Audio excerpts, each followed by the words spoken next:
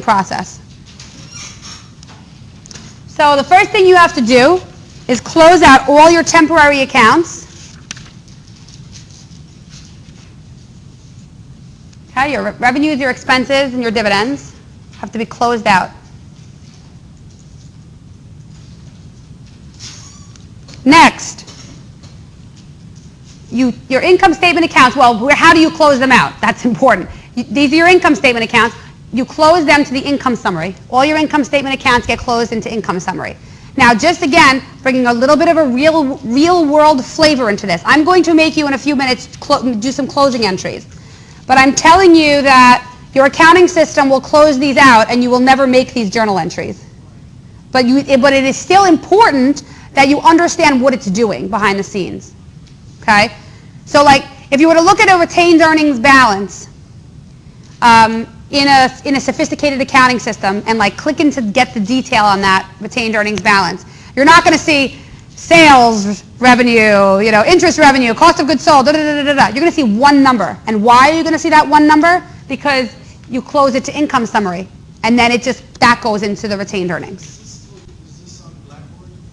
All these notes? The slides are posted on Blackboard, but there are some things that I've removed from the slides to encourage you to write and take notes. This is my new thing here. So I want people to write because I've noticed as the semesters go on, people just kind of sit there because they're like, oh, the slides are up on Blackboard, so they don't do anything. So I want you to write because I think it'll help you to learn. Okay, so listen, write, whatever works. Yes?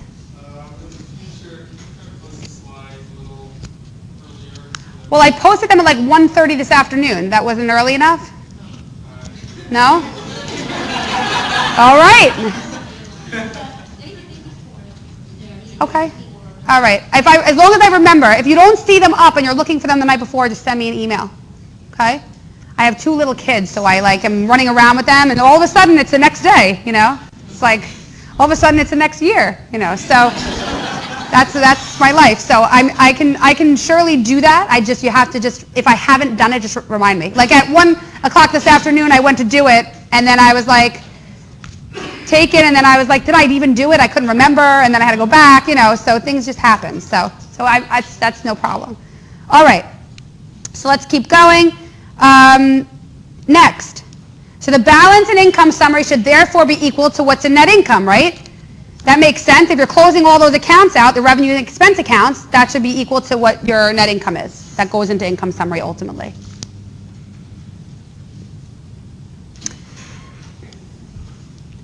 Dividends. Oh, income summary is closed to retained earnings, right? We understand that. Dividends close directly into retained earnings, not into income summary.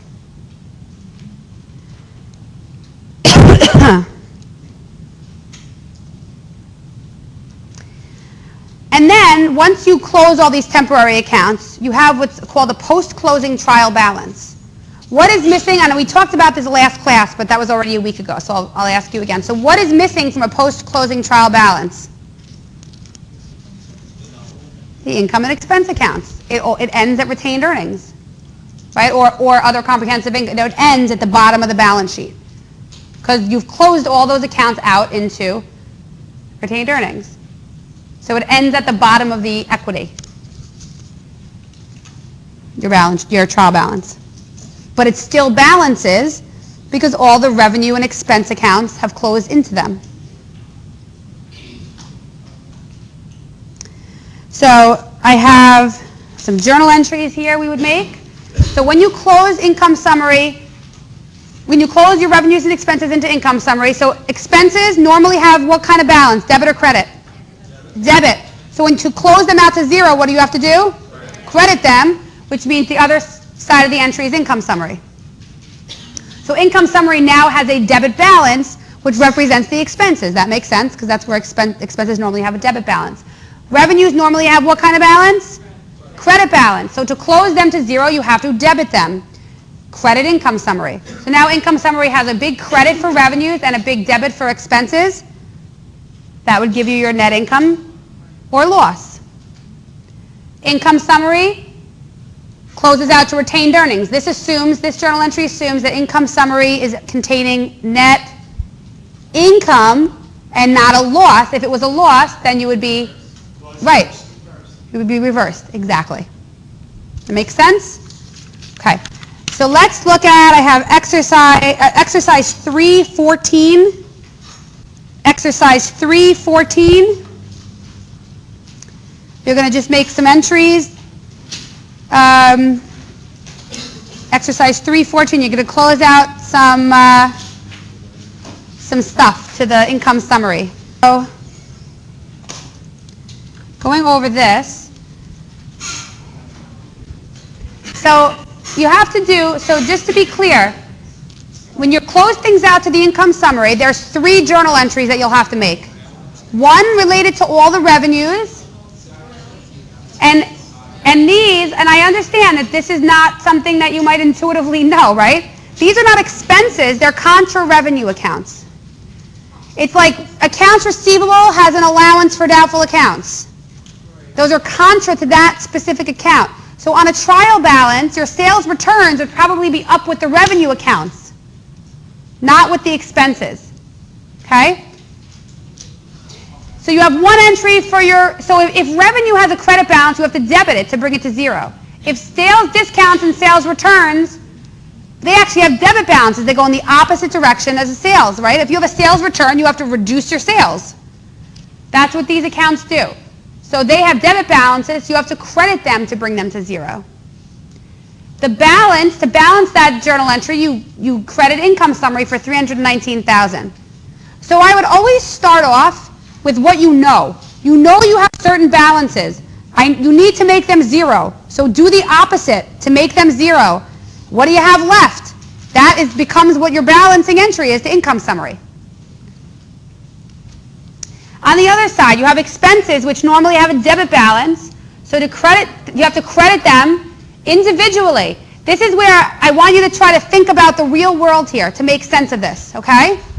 If you have accounts with a balance, you can't add them all up and then just make a credit to expense. Is that going to reduce any specific account down to 0?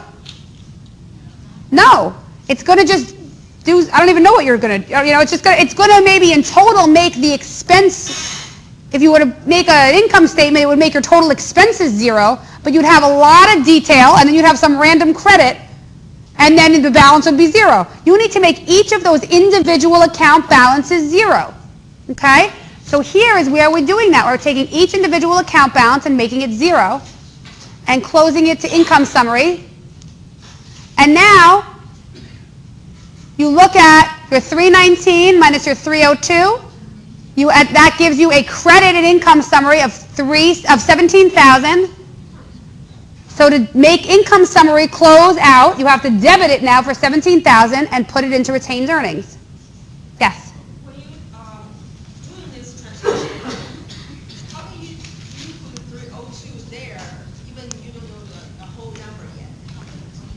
How, you have the cost of goods sold and then the rest of the numbers down there? Yeah, so you put in, so how I would start this off, I would start off not with this number. I would start off with the credits and add them up and see what they add up to, and then I would make the debit entry. So I understand what you're saying. You don't know it's 302. So, great news flash, right? You have to debit and credit. Doesn't mean that you have to know the debit before the credit. It doesn't mean you have to know this is 319. You put in what you know, and then you have to balance. So to balance, this is what you do, okay?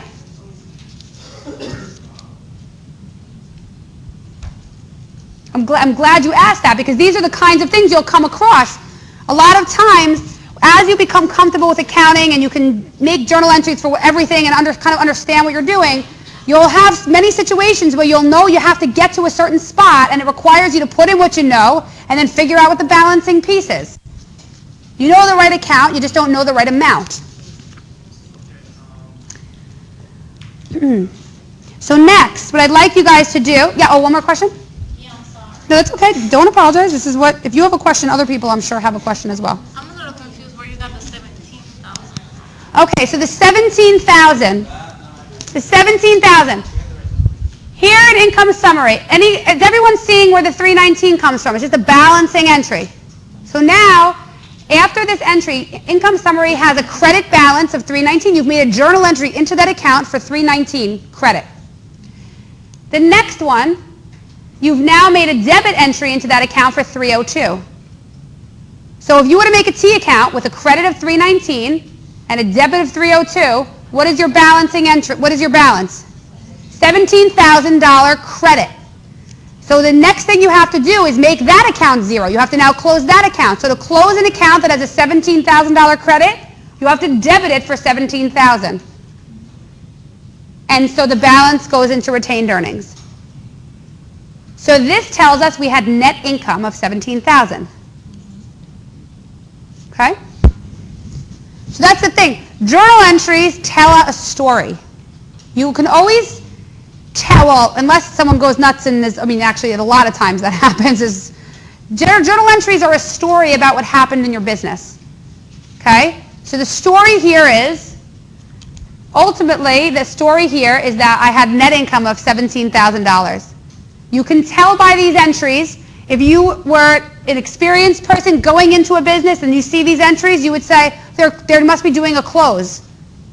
They must be closing out because I see they're using the income summary account. They must be doing a close, and I see that they have a net income of $17,000 for the period that they're closing. So that's a story that that's being told. The first one is that I don't get it that much.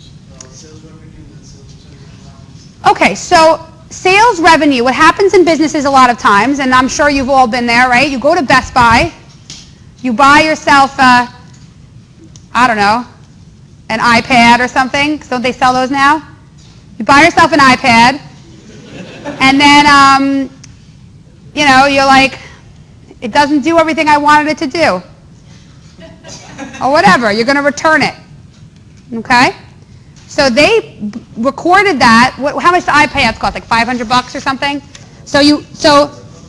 What is it? 700? Oh man, you got a lot of memory in yours. So when you made that purchase at Best Buy, they debited cash or credit card for the $500 or $700, right? And they booked the sales for $500. You go back and you return it. They don't debit sales. They might debit sales returns for $500, credit cash for $500. So now, then let's say they have a few other transactions. Let's just make one other transaction just to make something different. So also during the period, they make a sale for some television for another $1,000, okay? So they have sales for $1,000. So at the end of the period, rather than get into the T accounts, this would post to the ledger, right? So at the end of the period, sales has a $1,500 balance. Is that clear? Sales has a $1,500 balance. So on the trial balance, and cash has a $1,000 balance. These are just two excerpts from the trial balance. Okay? So you have cash of $1,000. You have all your assets, your liabilities, your equity. Then you have sales. What's your total sales? We said $1,500 total, right? Because you have some sale for $1,000 I made up, right? So this is your. Put this up like a tiny bit. Oops! Stop! Wait! Oh my God! There's a stop button in the middle. I pushed everything but that button. Okay. So you have a debit here. You have your credits. So you have sales here, and then you have right below sales. You have sales returns with a $500 balance. Okay. These are again just excerpts, right? And then from down below, you may have expenses that come below. But sales returns, like normally accounts have numbers that are associated with them. So normally the assets are like the 100 accounts.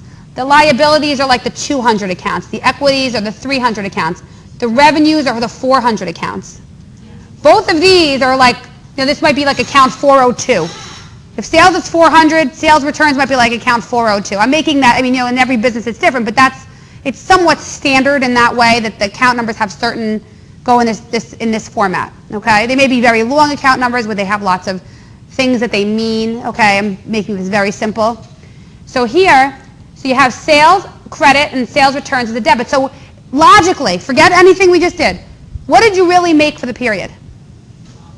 1,000. You didn't make 1,500, you made 1,000. That was really what your revenue is. Okay? That's your net sales. That's exactly right. And that's what gets reported, your net sales. So net sales is made up of sales minus sales returns minus sales discounts and things of that nature. So here, if sales has a credit balance, what do you have to do with it to make it zero? You have to debit it. So we're debiting sales. If sales returns has a debit of 500, what do you have to do to make it zero? That's what we're doing. That's all we're doing here. And then the balance goes to income summary. Does that make sense? Okay? Yes? Yeah, let's say someone bought a TV, and then it's a 30-day return policy, and they return it on the 31st day, but Best Buy takes the TV back and gives you a gift card instead. What would you credit? So they're taking the merchandise back. So they would have to put it back into inventory. Gift card liability, because it's not going to be, they can't recognize it as So it would be like sales a lot. I have to think about that. So if they return and they give you a gift card, well, cash is not impacted, right? It's really like a transfer of inventory.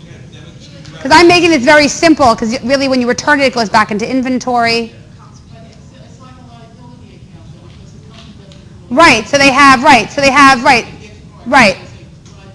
So they're probably debiting inventory and crediting some liability. That's exactly right. See, you can walk through these things. That's a great thing about accounting. It makes a lot of sense. Nobody's out trying to trick you. Nobody's out trying to make things complicated. It's telling the story of a business. So that's right. You're debiting it back into inventory, and now you're crediting some liability that you have for in the future. Okay? Makes sense. All right. So let's look now. I want you to do a couple of other problems here. Just a little piece. I want you to look at a P32, letter B. Problem 3.2, letter B. I just want you to produce a very simple income statement, statement of retained earnings, and a balance sheet. Problem 3.2. So I guess I can put that up.